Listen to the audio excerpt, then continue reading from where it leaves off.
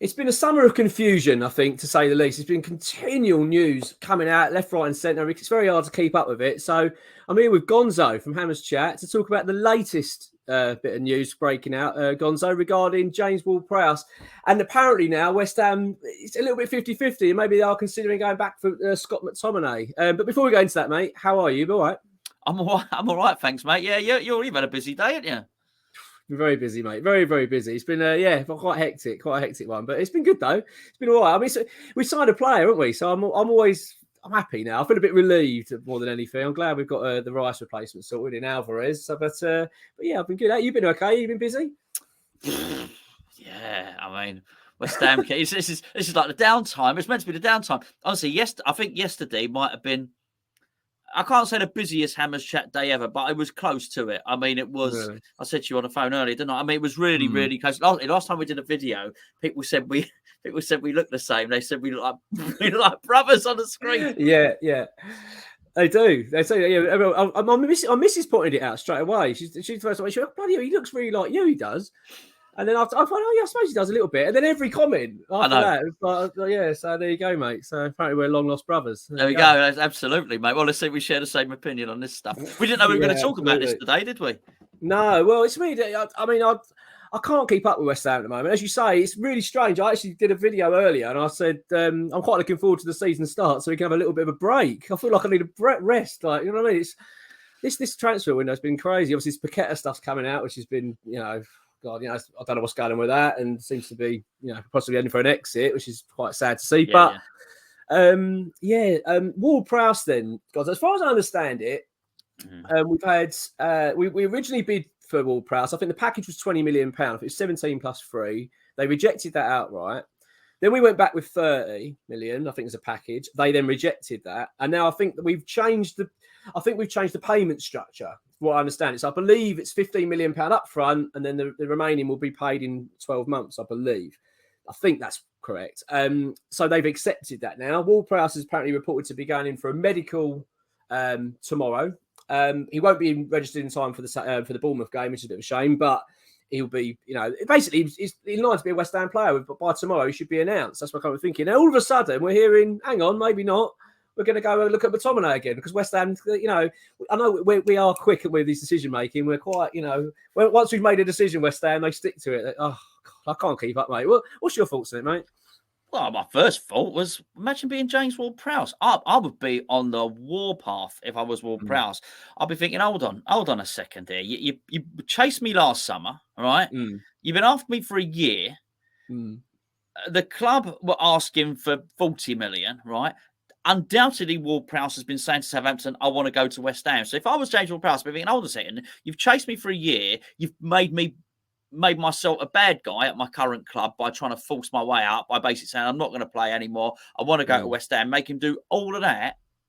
I meet with you. I sign on the dotted line in terms of a personal agreement, albeit not the final transfer because of registration. I go through all of this. All right, I know he only exactly got, it's only sort of Southampton. It's only got to go up the M3, to be fair. But, I do all this and I get ready. I'm coming up for me medical. And then you're going to go and do this. I've got to be honest, if I was Ward-Prowse right now, and it's easy because sometimes I look at it, it's easy to look at things with your West Ham spectacles, which is my West Ham spectacles. Well, we both got spectacles, haven't we? But West Ham spectacles, I would prefer McTominay. Right? But taking it off for a second, if I was Ward-Prowse, I'd be saying, I'll stick 2 fingers up to you. Forget it. Forget it. I can't, if you don't want me that enough, if I am that low down the pecking order, then just forget it. Honestly, I'd be pretty miffed if I was him.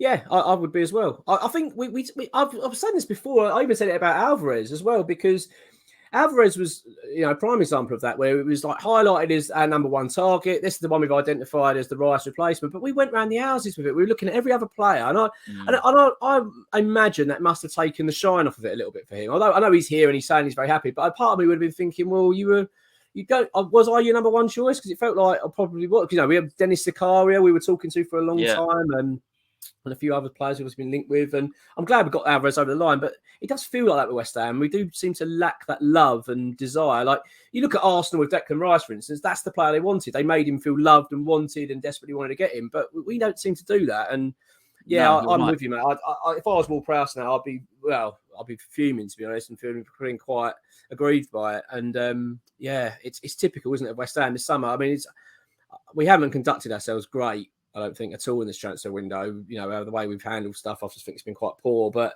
yeah, this is another strange twist. But it's interesting you say that, though, about McTominay then. I mean, I'm a bit on the fence. I do like McTominay. I think he's got a little bit more, because of his age as well. I do think, I think he'd fit in well at West Ham. But I do like Ward-Prowse for his deliveries. I really do, and his free kicks. I think they'd add a lot to our side. So I'm a bit torn. But are you 100% then with that then? Do you think McTominay would be your definitely? Oh, no. I'm not 100%. No, out of David Moyes' picks, I would take McTominay. I think Moyes are caught between a bit of a rock and a hard place, because this is where it comes down to strategy, because they're not the same player, McTominay and Ward-Prowse. And I think, well, hold on a second. If what we're going for and what you want to do is do this set piece tactic, and that's what you're going to do, then you've got to go and get Ward-Prowse. If you're not, then hold on a second. Then what you're doing, you go McTominay, then there's no point doing that. Then I would suggest getting, you know, maybe you don't need Maguire. Maybe you don't need Souček, who's just signed a new deal. Maybe something else. I don't know. It all seems very, very muddled. I mean, we're assuming it's true. Let me just say this now, and I'm not accusing Sean of lying on it. Maybe Sean has been passed that information. Do not be at all surprised tomorrow if Ward-Prowse is holding up the shirt. Yeah. You know, so this may not be true at all. Maybe we're just trying to. If it is, I mean, more full Man United's. Quite frankly, they should have accepted the bid that was on the table, really. But it looks like they're selling Fred today as well. Actually, it may well be. I saw that.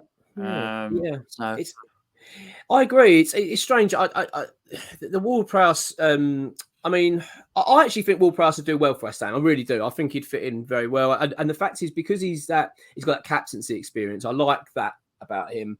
And the fact that we don't really have, you know, leaders don't jump out of me at the moment. This team, no. I don't see many. And I mean, losing Declan, you know, there was no obvious candidate to step up and be the captain. So I quite like the fact that we've got, well, Maguire seems to be happening, which I think is going to be. He will add that bit of leadership that we need, bit of experience, and that's what I was quite happy with Ward-Prowse. And like you say, my gut says that it will be Ward-Prowse now. I'd be very surprised if that doesn't happen. The fact he's coming for a medical tomorrow morning suggests that. Yeah. As you say, I don't want to suggest Sean's not saying the truth there. As you say, he's probably, as you say, been passed information. Yeah. Maybe West Ham are just still considering him. I mean, unless we go for both. I mean, unless West Ham are still going to consider getting both two midfielders in, I don't know. I mean, we're obviously about to lose, it looks like, by another midfielder in Paqueta. I'm not suggesting that they're going to be a replacement for Paqueta, because obviously he's a creative player that I think we need to replace like for like as best we can. I don't think we can bring Scott McTominay and expect him to play like Paqueta.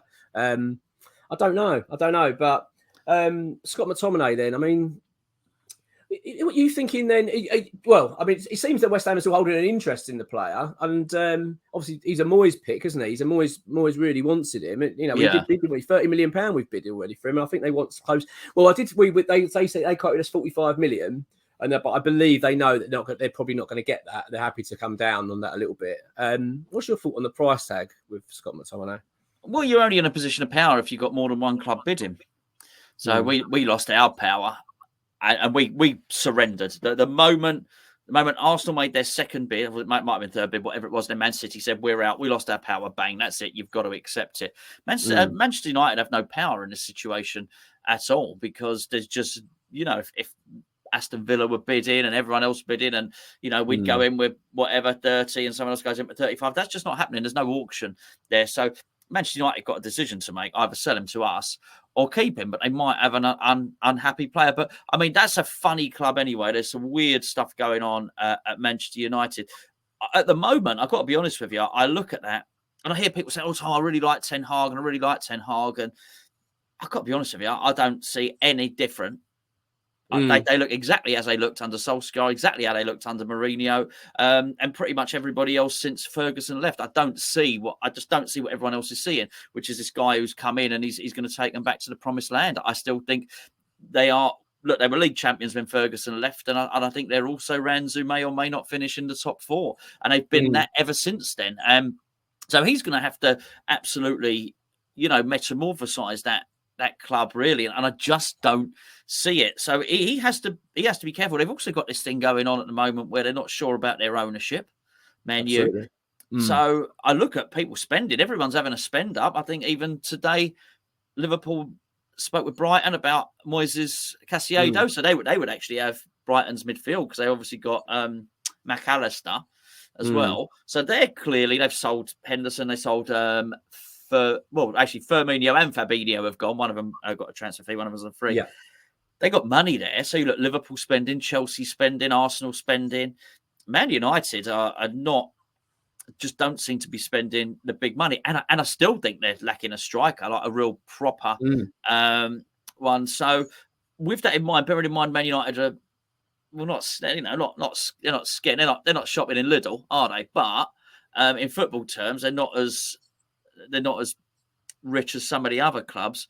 They might want to think twice before they let some of these players who are reliable players from like McTominay go. I mean, who are they going to get to play there? So I think maybe it's a little bit of that. Maybe it's not just that West Ham. I think West Ham are willing to pay his going rate, but maybe they just don't feel that they can let him go because, believe it or not, Manchester United probably need to sell before they can buy.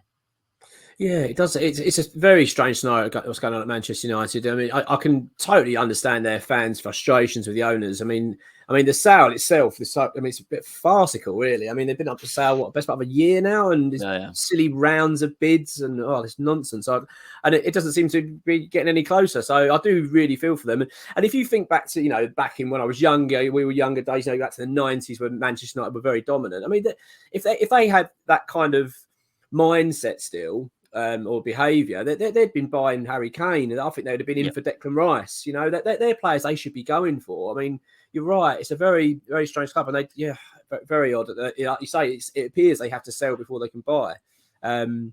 It's a very, very strange scenario, and it doesn't seem a very happy club. It doesn't come across a great place to be as a player, really. It seems a bit of a mess. I mean, I know I'm coming from a West Ham fan, they're saying something, but I mean, you know what I mean. But it's a strange place. I look at Harry Maguire actually, and I bet he's relieved. I get the feeling he'll be pleased to get away from there. He's a player I look at and think he epitomises where Manchester United are a little bit. He's the way he's been treated really by that club hasn't been wonderful. I think they. I know he's been their captain, but he's stripped to the captaincy, which I sort of get. But I'm looking forward to actually seeing him come at West Ham. I'm hoping that we see the Maguire that was there prior to his Manchester United move. But to be fair, I think he's actually done okay at Manchester United. I think the last couple of years have been a bit tough for him because of his personal things going on with this whole thing that happened in Greece, whatever happened there. But yeah, do you know what, Gonzo? I'm actually starting to think we might have got a bit of a decent player there. I'm hoping so anyway. If we get a player that he was when he was at, say, Leicester around that time, I think we could be in for a real decent find. What's your thoughts quickly before we sort of conclude the video? I know we sort of got off a little bit of a tangent here, but on Maguire, because Maguire's touted, I believe, to be West Ham captain for next season. I think that's the plan. Are you for that? Do you think that's the right move from Mr. David Moyes? What, on the captaincy issue? Yeah. Yeah, I think he had to do something. It's always difficult.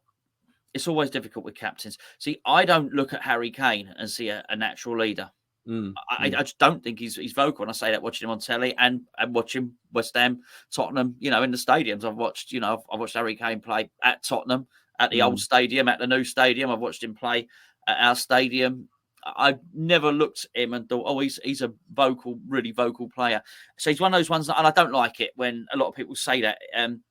It's one of those ones where they say, oh, he leads by example. It always sounds like an excuse. All right. But you're giving an excuse for why he's not loud. And I think you need your captain to be loud. I think you really do. More so than ever, really. I think in it's not football, could be the same in rugby, but anything where there's a stadium and there's it's noisy in there. Your voice is going to have to carry. You're going to have to be a little bit bossy. You're going to have to be, quite strong-minded as well. And I never saw that. So maybe Harry Maguire is that. We definitely need one. I definitely used to think that we had that in abundance. I really noticed it when we were during COVID. I could hear how vocal our bench was. You could hear particularly Nolan and Stuart Pearce just barking, just talking. And actually, you know, it was unbelievable how much noise was coming from our bench. And I was sure, and I said it at the time, I was sure it was a big factor there. So, you know, personality's got an awful big a part to play in this stuff. But it works both ways. So you can be loud and you can be authoritative and you can be a leader. But where that's coming from is going to be really, really important, because if you're likable and people behind you, that's a really, really good quality to have. If you're unlikable, then it's a really bad quality to have, because you can't really disappear. So that's why it's really important that he's here for the right reasons. And you know, it goes back to something that I said in a video I did recently. And it was actually a George Graham quote, which is never sign a player who thinks he's doing you a favour. And I think you can only be topped by that. Never sign a player who thinks he's doing you a favour and make them the leader. Because the last thing you need is someone having a sulker. I was amazed. Funny enough, go back to Man United. It's old Man United TV or whatever it's called it. Fernandes. I was amazed that they made him the captain after Honestly, there were so many. He basically demanded to be substituted. Get me off here. I'm too good for this. Get me out of it. And they still made him captain. The game against West Ham, one of his, I can't remember which one it was, but one of the Man United players was flat on his arse on the floor. He was out, and Fernandes was next to him. And Fernandes really should have been going out. He looked injured. He might have been concussed or anything. Anyone else, right? Would there be any sort of you with any of your workmates, you'd be over him saying, "You all right, mate?" You'd be, you know, whatever. He didn't even care. He was there just, I can't remember. I think he might be arguing with Zuma or something. He was just there and he was prodding and my goodness, he's so negative and nasty and needly. I thought, wow, you're gonna make him captain. Well, good luck with that one, because you better make sure that his attitude is bang on, absolutely bang on every time, because what's going to happen is, it's going to be like, if he's negative and moany and like being like a victim and all the rest of it, it's going to be like a virus. It's going to spread to the rest of his teammates. So I don't mind David Moyes for doing it. He had to identify a captain. I didn't see anyone within our ranks. So everyone that was suggested to me was too quiet, aside from Tilo Kehrer, and he's not guaranteed his place. So he couldn't have it. So, but Moyes got to get it right. He's got to and this is what is important. Before you make the decision to sign him, you've got to look into the whites of Maguire's eyes, and you've got to gauge whether he wants to or not. And if you think he's a good personality and you think he's going to be a positive influence on the dressing room, a really good, constructive captain, then do it and get him in. But you'd never know until you'd sat down with him, you know? Absolutely. And the fact he's been Manchester United captain for such a long period as well, I think says a lot about the guy, really. I mean, I know we've just been saying what a bit of a mess they are in, but it's still Manchester United, you know, a huge, huge football club, massive responsibility. And let's be honest, the pressures at that club are different to what he's going to be walking into at West Ham.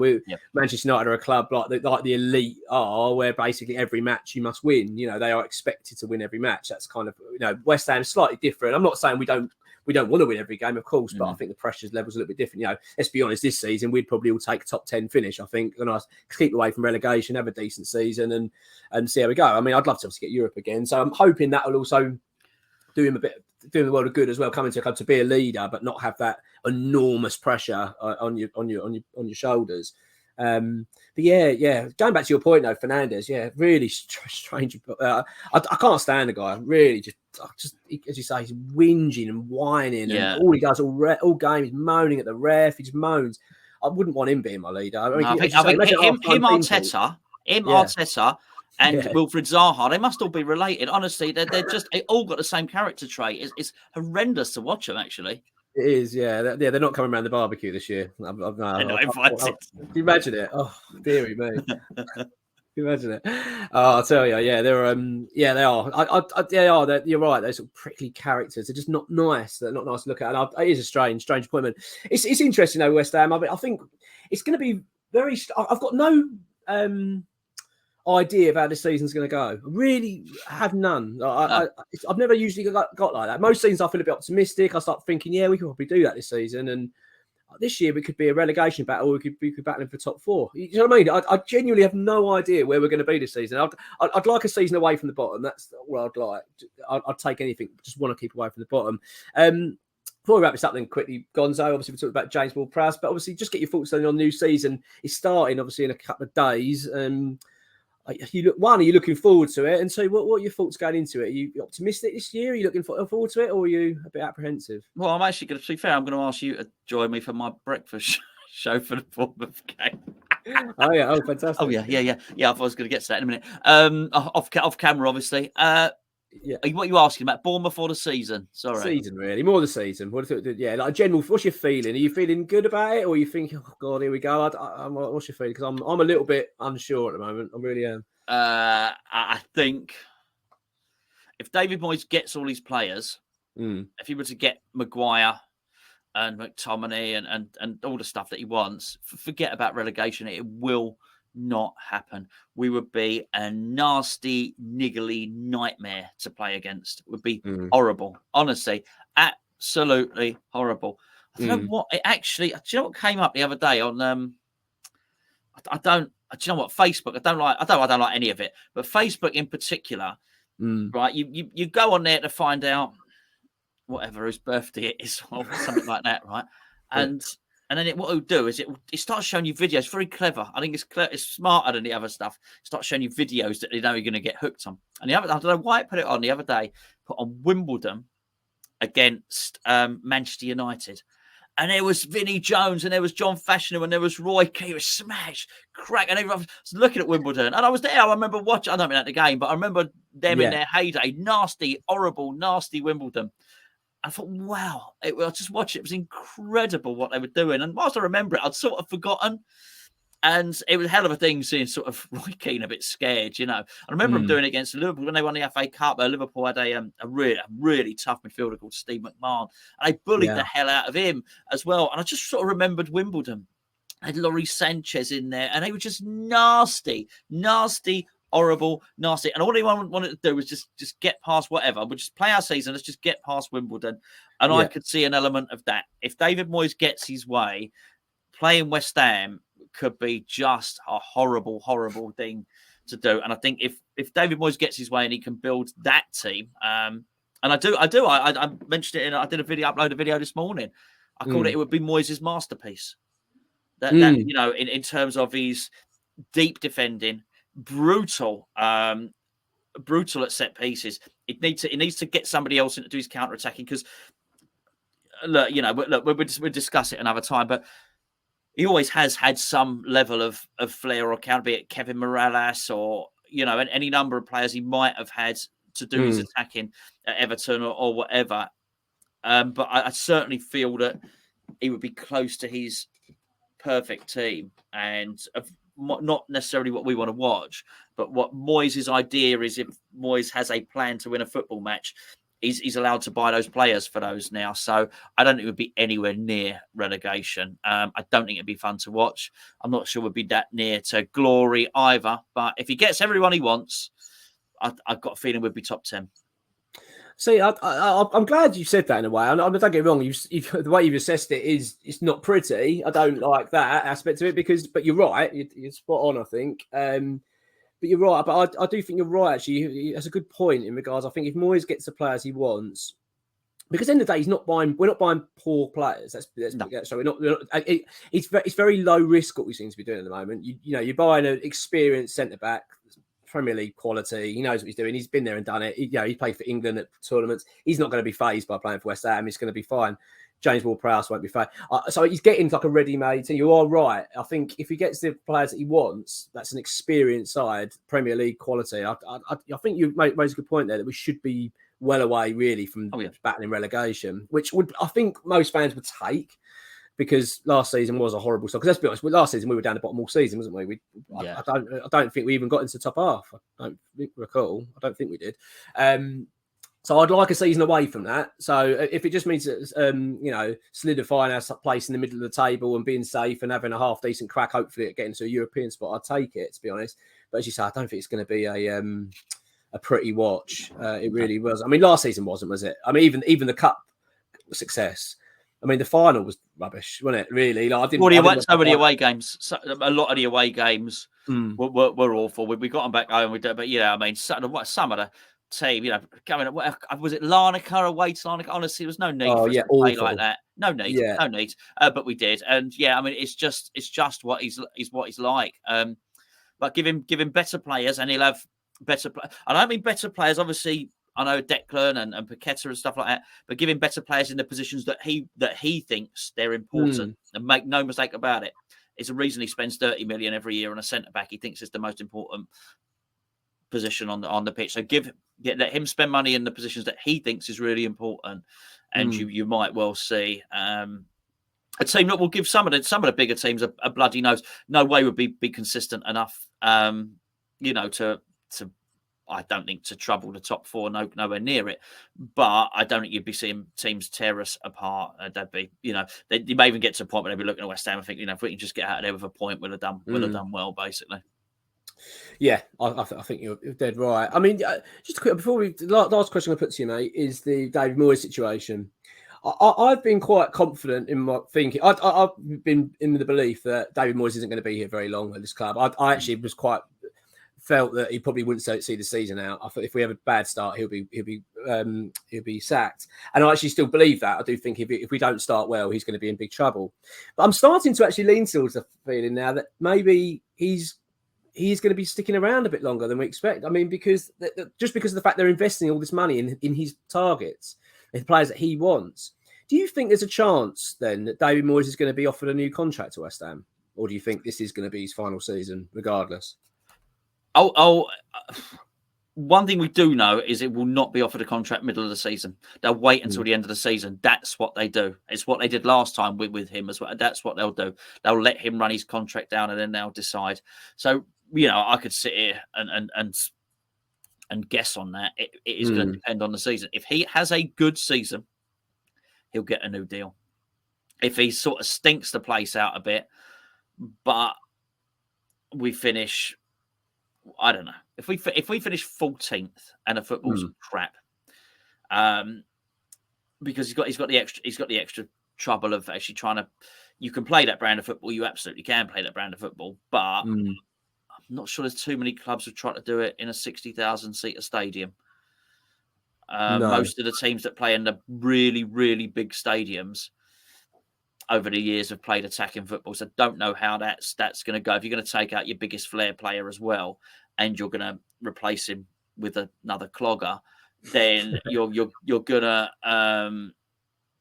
that one would be interesting. So I think at the end of the season, if we finish 14th and we stunk the place out a bit, but never ever been under threat, I think they may well look at it and say, do you know what, David, you can go. I think if we finish in the top 10 and he reaches, for instance, the semi-final of the Europa League, yeah, I could see him getting another 2-year deal, quite possibly.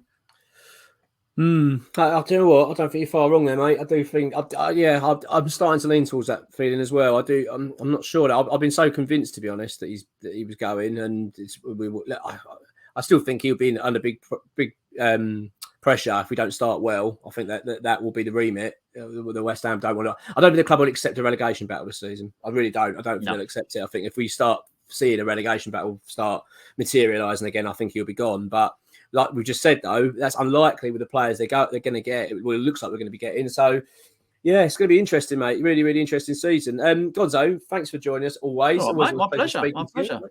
Absolute pleasure as always. Hammers Chat, by the way, so Gonzo fronts with Gio. Excellent. Go and check it out. It's on YouTube. Brilliant channel. And also you do your own one as well, don't you, Gonzo? You do the forum, don't you? Hammers Chat forum. Yeah. We run a couple of keep ourselves busy. Run a couple of channels. Stick Hammers Chat into YouTube. You won't go. You'll find both of them on there. Can't go too far wrong. We talk about West Ham all the time, really. It's a cheery channel, isn't it? It's all happy. Always very cheery. Not always. Not we try. We try. It's been tough. It's been tough just through the transfer. Look. I mean, we are champions. Let's not forget all of that. Do you know what I mean? We are. Exactly. We do have some things to celebrate. It didn't happen that long ago. Absolutely. So try and keep it as upbeat. But like anyone else, it's hard. You lose Declan Rice, then you lose Scamacca, and it looks like Paqueta wants to be, of course, like everybody else. We're there thinking, oh God, what's going on? We're not happy for the sake of it. We can be as grumpy as anyone else at times. Yeah, absolutely, mate. Great pleasure speaking to you, and we'll chat again soon. My pleasure, mate. Thank you.